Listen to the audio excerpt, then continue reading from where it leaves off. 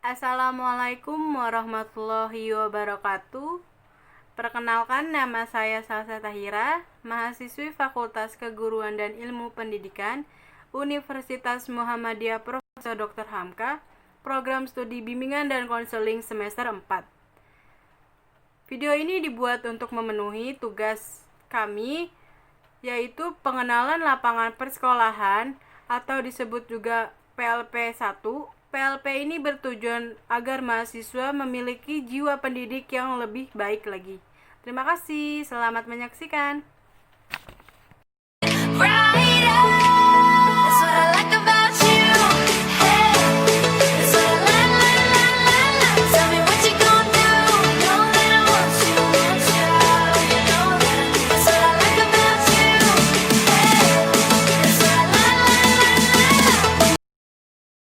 Bagaimana karakteristik umum dari siswa SMK 3 Muhammadiyah Cilengsi? Kami sebagai guru juga kebetulan saya di BP-nya sama dengan apa yang disampaikan Bapak Heri, mayoritas kita kan perempuan.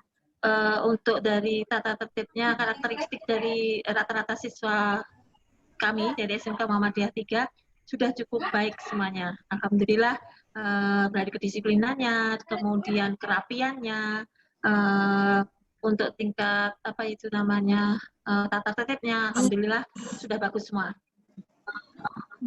Iya. Indonesia bisa dilanjutkan. Iya, baik saya lanjut ya Bapak Ibu. Iya. Yang selanjutnya adalah apakah ada sebuah organisasi untuk siswa? Apakah? Dan organisasi siswa? Ada berapa? Ada organisasi di sekolah? Ada. Ke Pak Hedi dulu ya? Iya. Iya Ibu. Ya. Ya baik, saya jawab ya.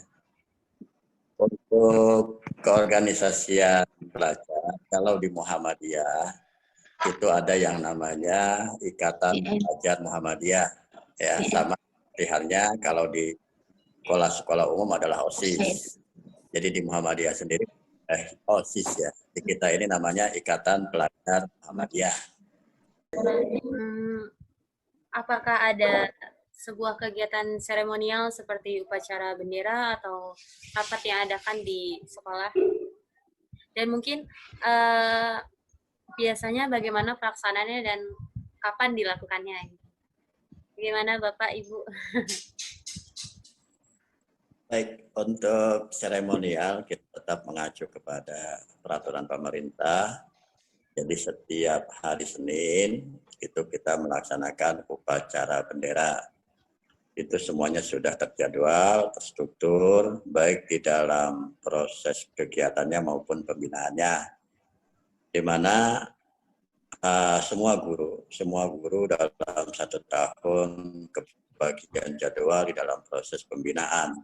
Jadi tidak hanya kepala sekolah saja yang menjadi pembina upacara di dalam kegiatan upacara bendera, tapi semua guru, terutama wakil kepala sekolah, kasih kaprok, mereka mendapatkan giliran untuk menjadi pembina upacara. Baik Ibu, Bapak, saya lanjut ya pertanyaannya.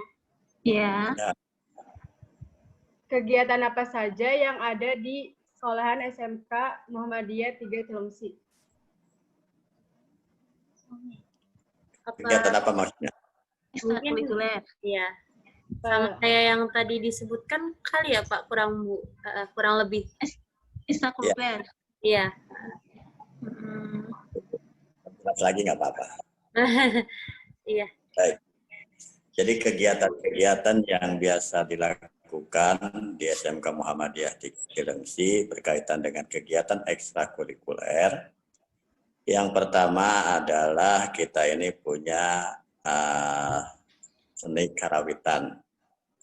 Karawitannya karawitan Jawa. Ya, jumlah pesertanya itu satu timnya itu kurang lebih 20 orang.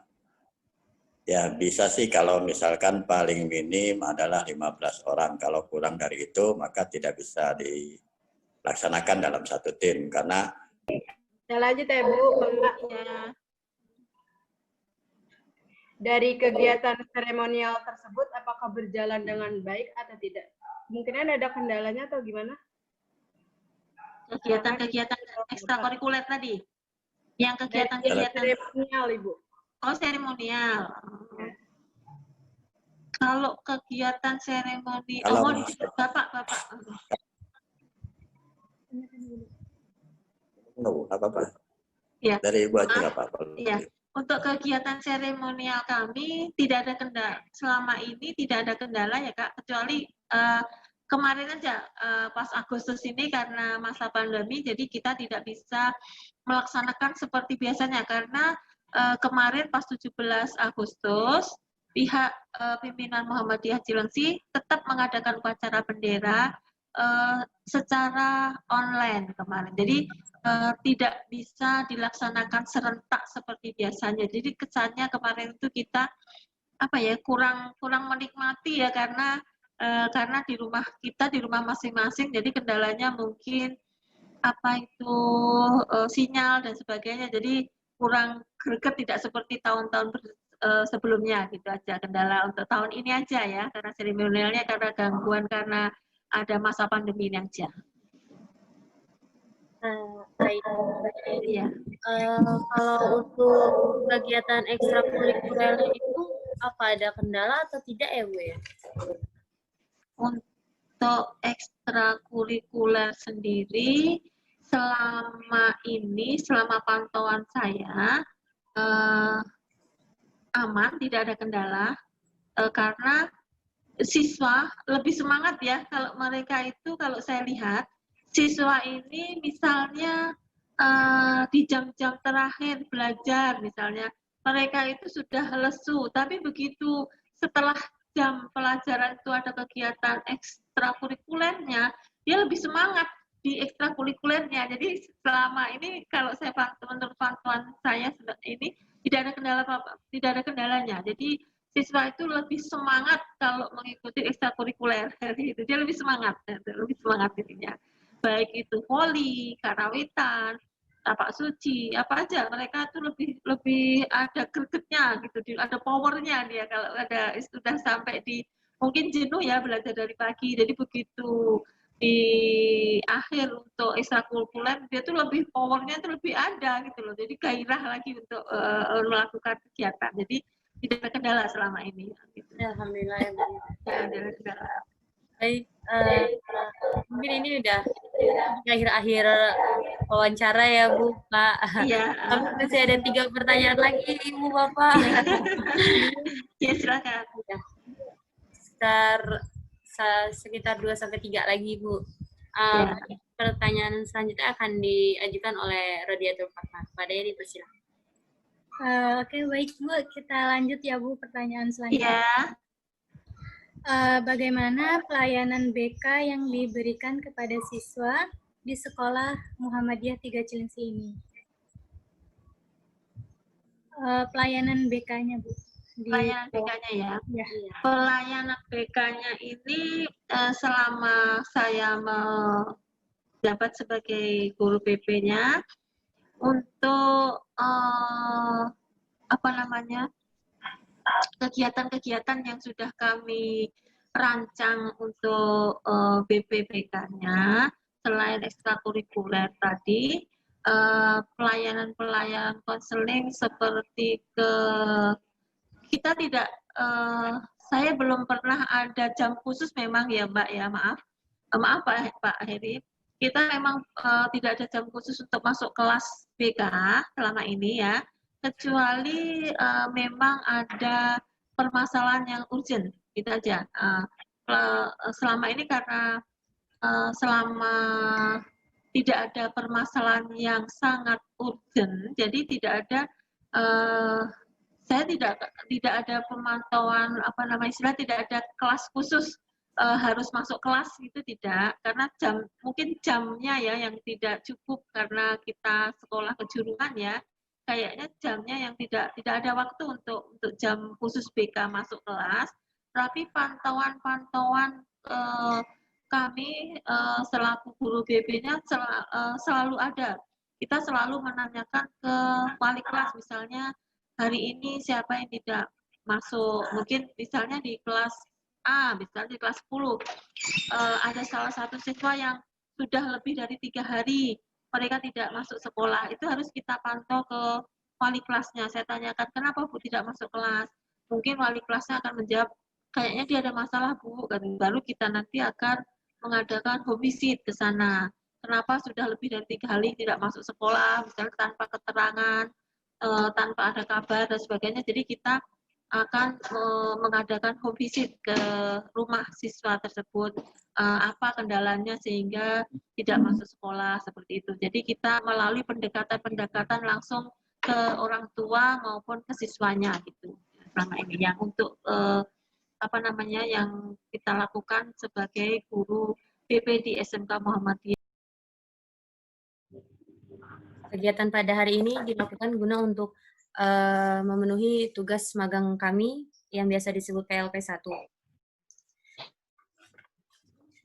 Pada hari ini, tanggal 31 Agustus 2020, kami ingin mewawancarai adik-adik seputar. Di awal akan dibacakan oleh Hairunisa dan kepada Muhammad Jundi Al-Fatih dipersilahkan untuk mempersiapkan diri. Dan kepada Medi Oktaviani harap menunggu sebentar ya. Ya, kepada Hairunisa dipersilahkan. Oke, baik. Jundi, sebelumnya ada sistem seperti apa yang diterapkan sekolah dalam pembelajaran sehari-hari yang kamu peroleh dalam sekolah? Maaf, suara saya kedengaran nggak? Kedengeran. Sistemnya ya seperti biasa, kurikulum 2013. Selanjutnya, pertanyaan selanjutnya, apakah ada organisasi untuk siswa di sekolah SMK 3 Muhammadiyah? Ada. Dan apakah kamu sendiri mengikuti organisasi tersebut atau tidak? Ngikutin cuma kagak deh. Kagak diikutin, tapi ada. Oke, baik. Selanjutnya, pertanyaan selanjutnya akan ditanyakan oleh Kak Rodiatul Fatma. Pada Kak Rodiatul Fatma dipersilahkan. Untuk Medi di SMK Muhammadiyah Cilengsi ini biasanya ada apa pembiasaan atau kebiasaan gitu nggak di sekolah yang positif? Kalau misalkan ada, ini pelaksanaannya gimana? Kebiasaan kayak gimana? Kenapa? Contohnya kayak gimana, Kak? Contohnya kayak misalnya tiap pagi nih mungkin ada pembiasaan membaca doa terlebih dahulu sebelum belajar, atau ada kegiatan baksos lainnya.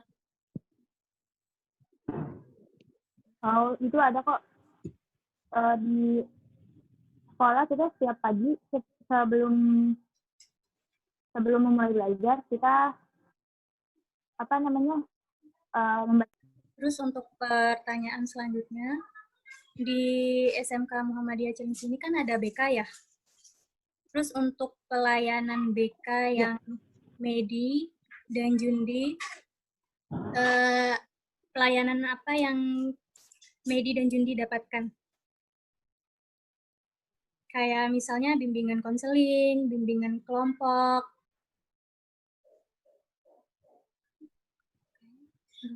Atau mungkin kayak misalnya nih ada sebuah permasalahan, terus dari BK-nya ada sebuah tanggapan atau bantuan untuk menyelesaikannya gitu.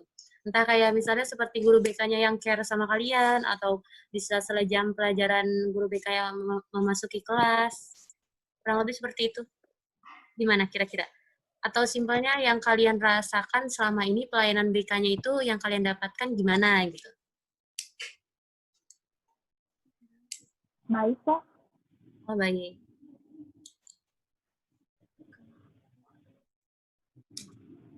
Kalau begitu, alhamdulillah semua pertanyaannya sudah selesai ditanyakan semua. Kalau pesan dari kakak-kakaknya, apalagi kalian kelas 12 ya, maksimalin belajarnya, terus pelayanan BK yang ada di sekolah itu dimanfaatkan, terus kembangin potensi yang kalian ada. Dan pokoknya terus belajar, jangan patah semangat, apalagi ntar mau langsung ke perguruan tinggi kan. Nanti kalau misalnya lingkungan perguruan tinggi kan udah berbeda dari sekolah. Jadi harus pintar-pintar bergaul dan belajar. Sekali lagi dari kakak-kakaknya nih mengucapkan terima kasih banyak kepada Medi dan Jundi udah mau membantu dan meluangkan waktunya pada kesempatan kita pada siang hari ini yang udah mau menjelang zuhur ya. Selalu buat sekolahnya, saya sebagai moderator, saya akhiri pertemuan wawancara kita pada siang ini. Dengan mengucap alhamdulillah, saya tutup.